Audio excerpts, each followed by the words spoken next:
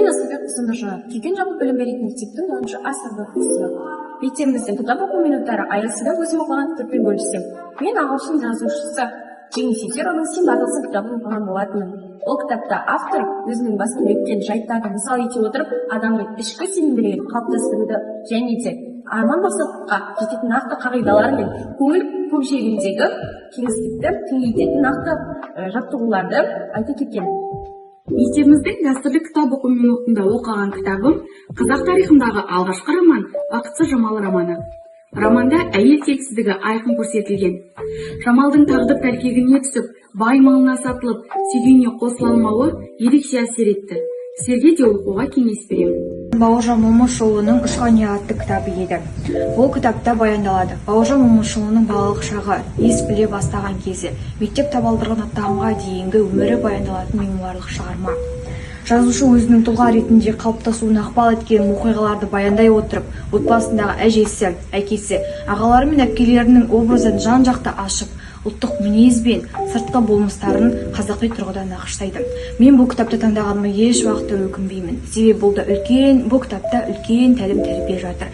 Сіздерге де оқуға кеңес беремін. Оқыған кітабым Мұхтар Шахановтың «Махаббат» кітабы.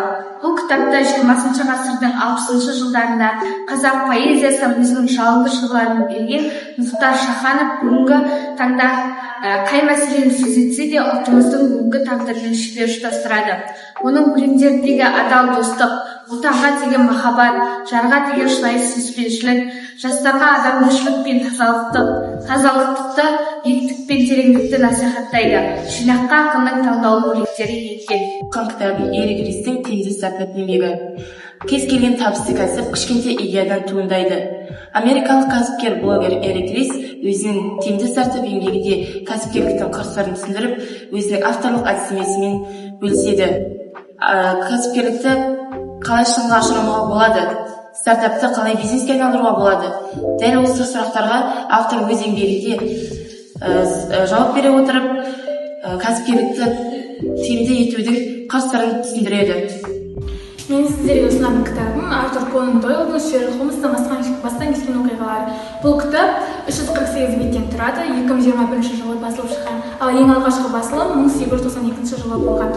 Бұл кітапта жауыздықпен бірге күресетін халықтың қаһарманы, қорғаушысы Шерлок Холмс туралы айтылған. Яғни бұл өте керемет кітап, себебі қиял ғажайып әлеміне жетелейді балаларды және қарапайым тілде жазылған.